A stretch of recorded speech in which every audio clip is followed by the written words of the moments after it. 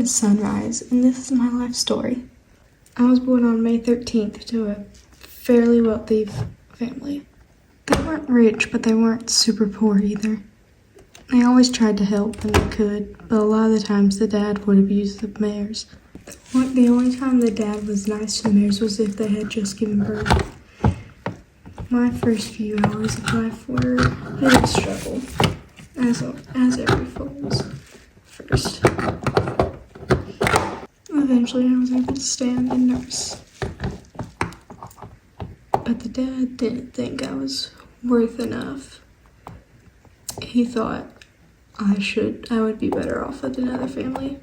That foal is too slow. We need to get rid of her.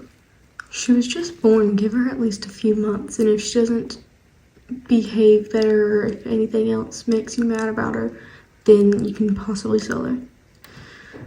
Whatever. I hope I don't have to spend a whole lot of money on her though.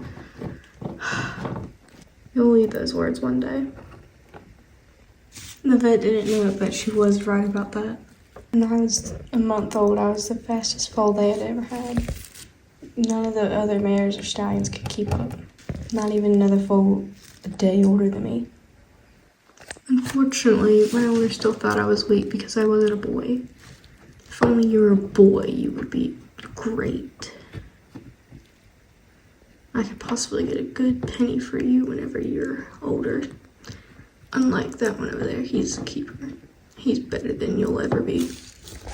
He would always treat Flame better than me only because he was a boy. If I was a boy, he would treat me better. But he was only interested in a colt. We were only allowed out if it was close by our stall. Any other time, they would make us wait till the next day to be put in a big pasture with the rest of the mares and foals.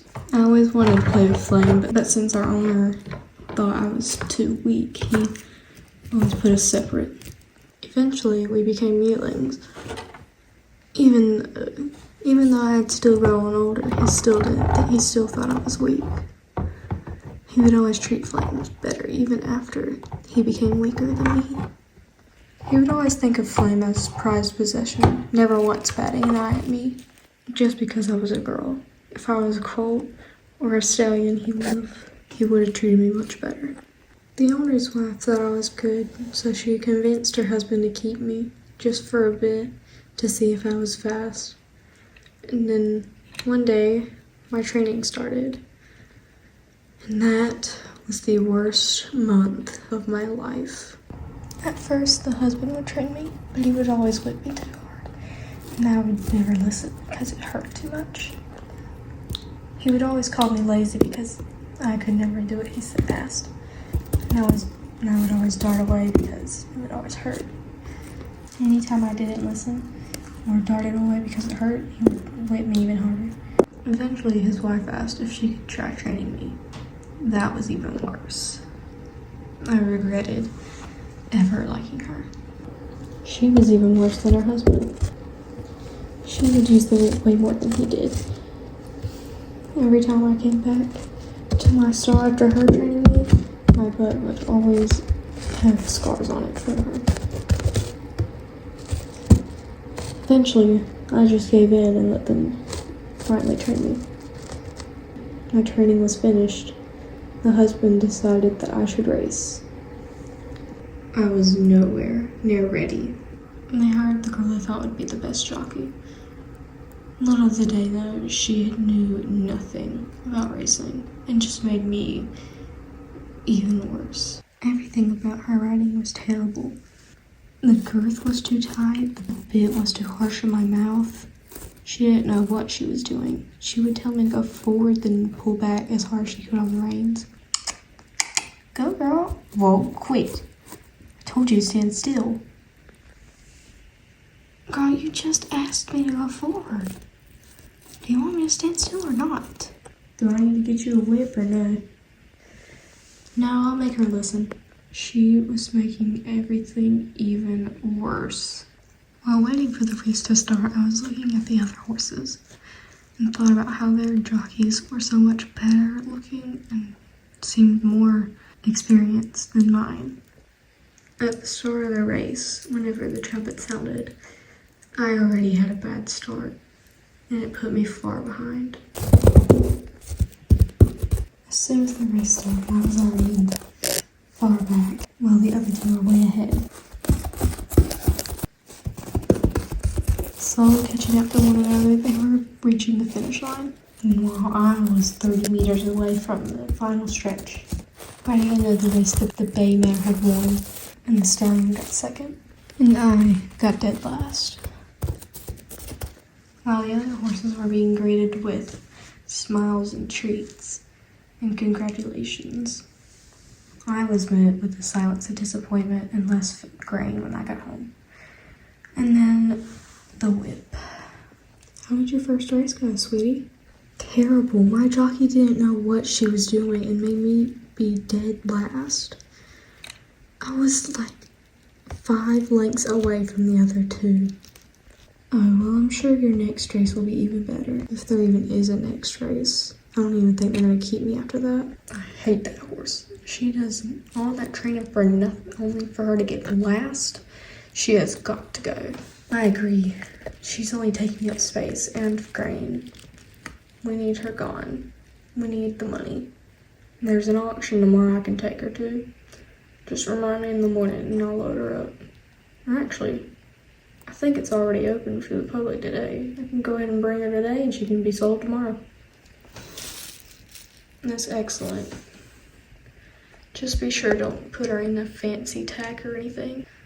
Oh, she's only getting in the trailer and then I'm dropping her off. I won't be adding anything to her. Right after that conversation, his trailer pulled up and he went and got me.